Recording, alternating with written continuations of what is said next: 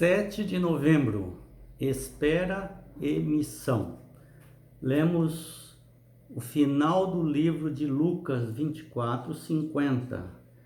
Então, Jesus os levou para Betânia e, erguendo as mãos, os abençoou. Aconteceu que, enquanto os abençoava, ia se retirando deles, sendo elevado para os céus.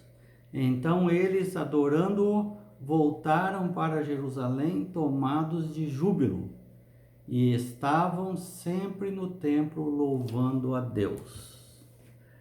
Nós vamos verificar aqui também que Lucas escreveu também o livro de Atos, né?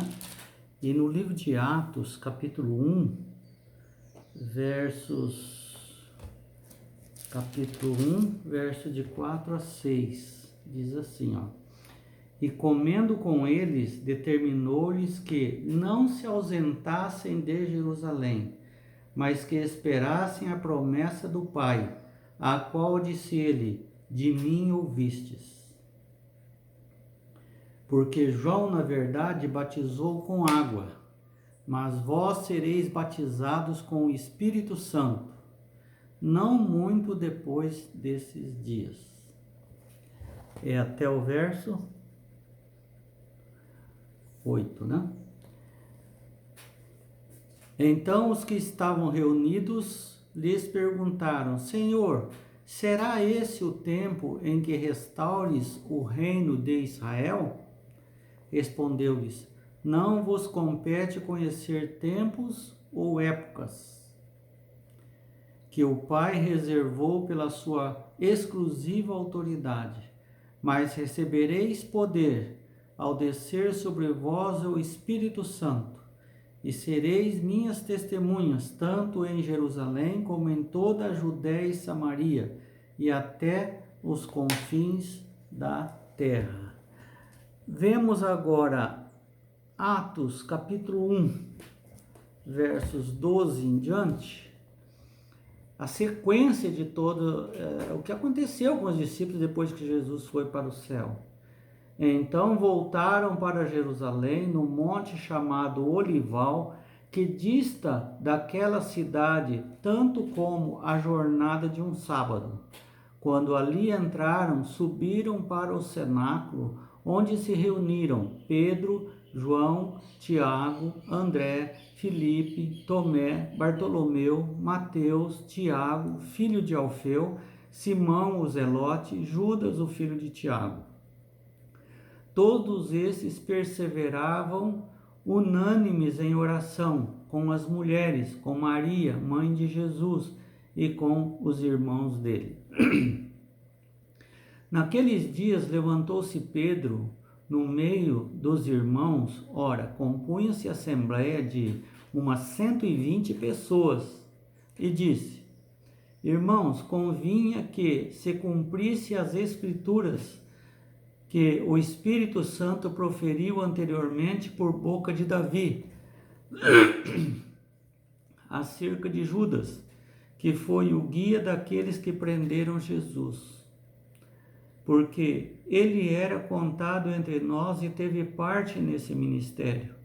Ora, esse homem adquiriu um campo com o preço da iniquidade, e precipitando-se, rompeu-se pelo meio, e todas suas entranhas se derramaram.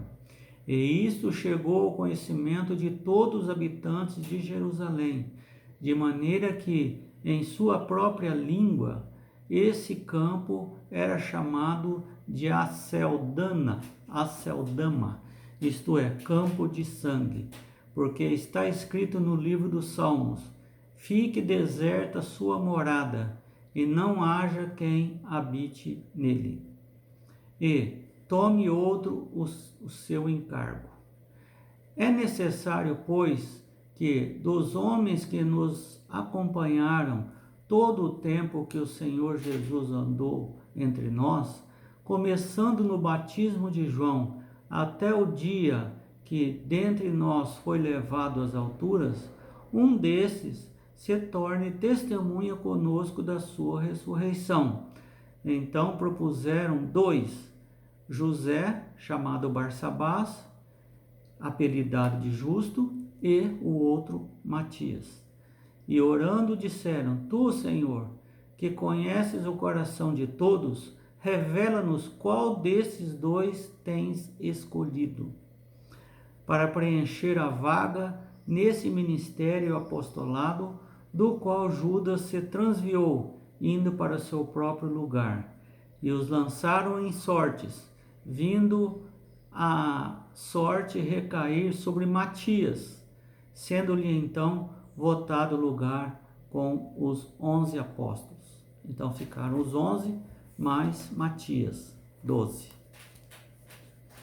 Lucas 24 termina com a ascensão de Jesus no céu.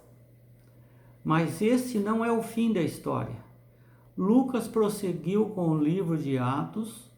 Pouco antes de Jesus subir ao céu, ele deu aos discípulos uma missão, uma promessa e instruções imediatas para esperarem em Jerusalém, pelo poder que vem do alto. Jesus instruiu os discípulos a esperar em Jerusalém até que ele cumprisse sua promessa de enviar a promessa do Pai, o Espírito Santo, que os capacitaria a ser testemunhas em Jerusalém, Judeia, Samaria e em todo o mundo. Jesus tinha dado aos discípulos uma missão clara: deveriam ser testemunhas dele em todo o mundo.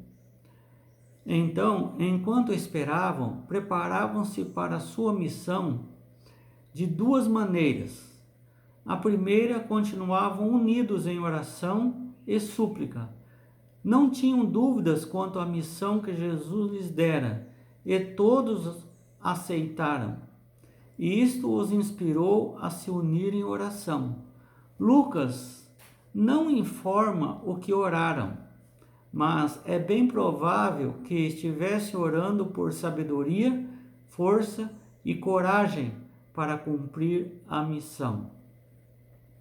A segunda coisa que fizeram enquanto esperavam foi preparar-se logisticamente para a missão.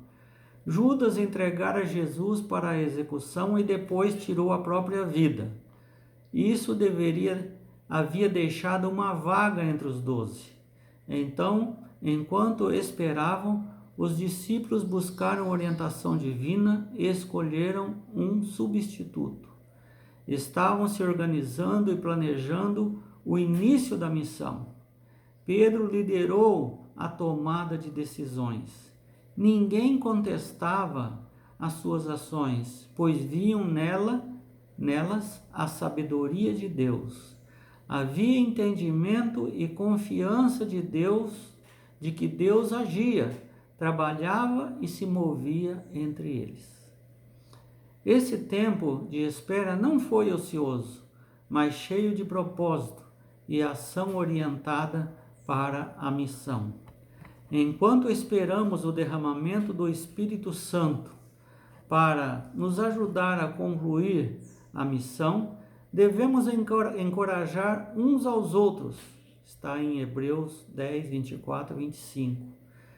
De 2 maneiras diz que nós devemos encorajar uns aos outros: tendo consideração uns para com os outros e não deixar de congregar, porque nós precisamos de admoestações bíblicas através dos sermões.